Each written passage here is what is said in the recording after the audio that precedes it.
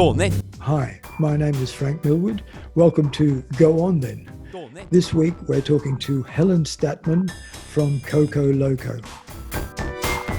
Go on. I wanted to firstly talk to you about Madame Bonbon Yeah. and what Madame Bonbon was about for you, and how Madame Bonbon came into effect and what that means. Well, Madame Bonbon really started for a very simple fact that I needed to come up with a one-person show because Trevor was doing a play. You know, Oh, I see. he was doing a play at the Queensland Theatre. He was doing Shakespeare. And we were both out here in Australia. And I thought, well, I'm not going to hang around. And all our acts require him. So I better find something that I can do on my own. So apart from Madame Bonbon, are there other single acts that you do as well, apart from her? Well, there are, but they're within the context of an indoor show. I mean, all the other acts that we do as Cocoloco, all of them are together. Mostly we're working together, and the two of us. I've been and done. I've done, you know, Audrey on her own and Alice on her own at festivals if I've had to, and it's wrong. You know, we need to be together. So I wanted to make something that could just be me. And then, of course, Trevor got annoyed, so we had to find something for him for later. And so he became Nobby. So Nobby, my servant, became. But he's non-essential. And so I was in discussion with a festival, actually, funnily enough, here in Australia, a festival called Enlighten. And the festival director, she put me in touch with a local girl, a Canberra designer. And we had this fantastic conversation where I said, I could imagine this extraordinary woman being, you know, a know-all. And together we came up with the idea of a bonbon. Do cats have canines? Technically, I would suppose yes. I must ask a vet, right?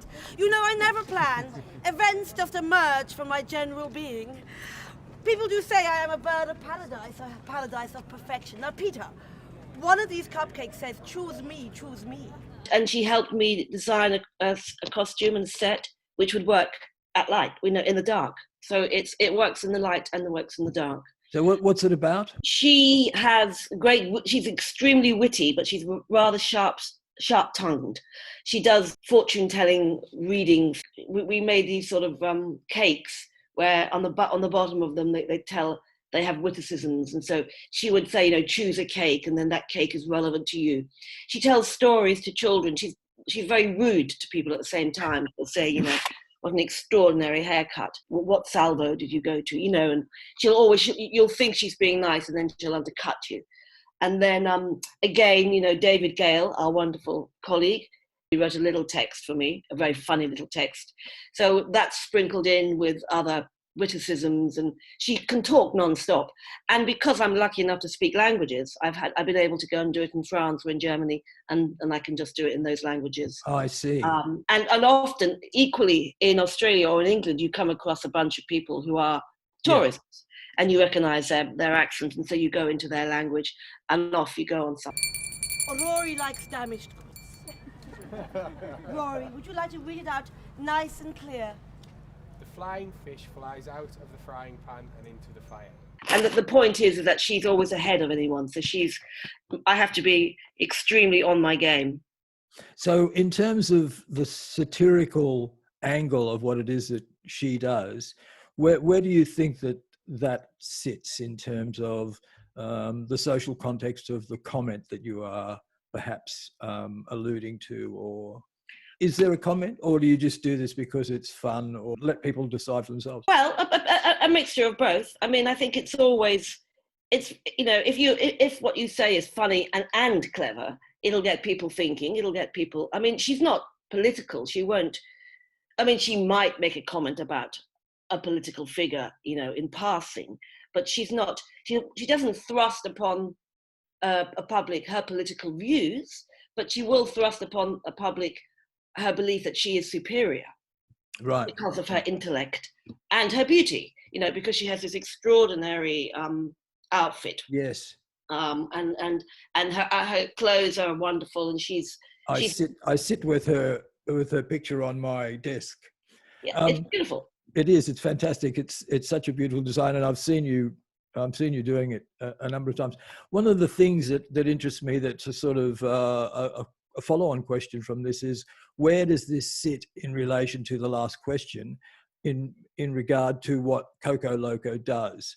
It's the philosophy of Cocoloco, which I've read, the manifesto and so forth and so on, doesn't appear to have any kind of obvious political intent. However, the satire, it can't be missed as sort of social, large-scale social commentary.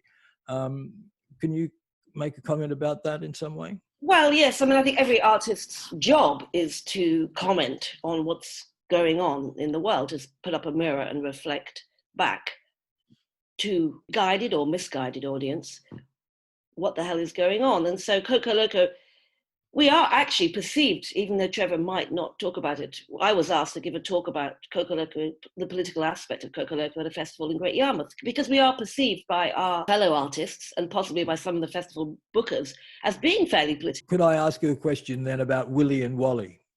Yeah. Willy and Wally is obviously climate change presentation, really. How did that develop? How did that? Well, we're both extremely concerned about what's going on in the world, and we felt it was quite important to try and come up with something that we could make a comment on, which was an educational piece, but at the same time funny and palatable. And we wanted people to understand the nature of what they were doing with plastic. And so we also knew that it was something that we could apply to in an educational basis. So it would have, we could get funding. And we did get funding from a company called Without Walls. And that was an extremely useful thing, because it got us into the educational sector.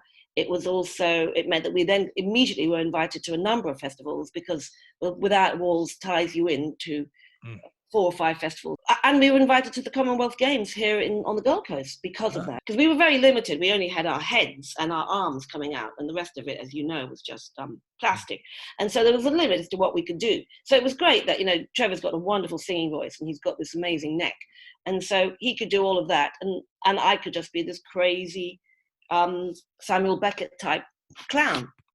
In terms of other acts, what other act would you describe that you do fits into that category? The Dr. Yaya and Lady Yaya. In fact, did Trevor show you the political sign we made?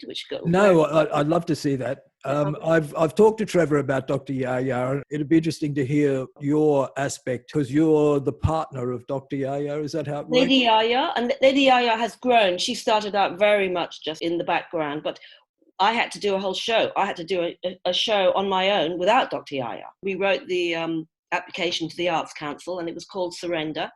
And we were going to use a number of tents and have a huge sort of world called Surrender, and it's the world of Dr. Yaya. So here at this unprecedented time in history... Not that unprecedented, Teddy.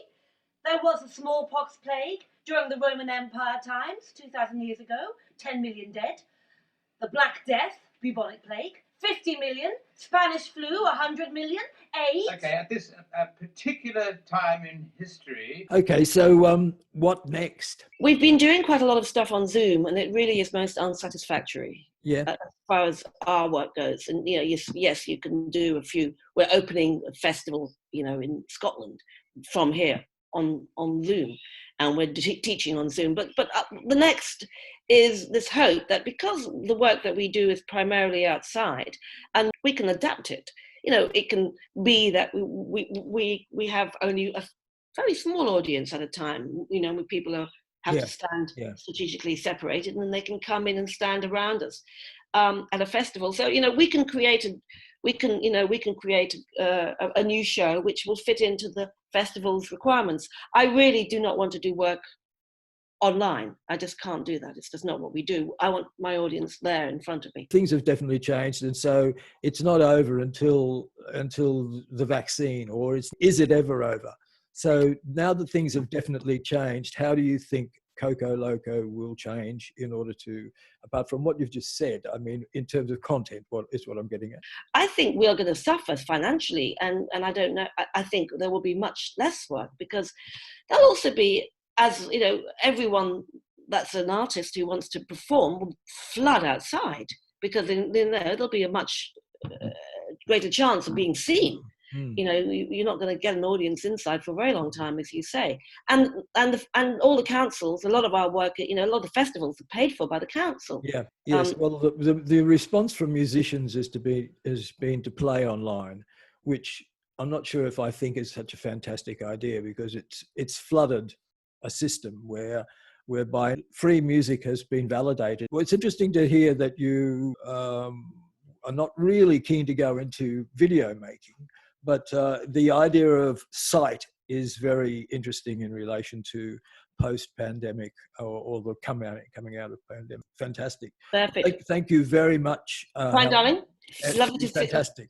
Lovely to see you. And we did it before Trevor even woke up, which is just perfect. Absolutely. Bye. It's 11 o'clock. I'm going to get him up now. See you soon, Bye. darling.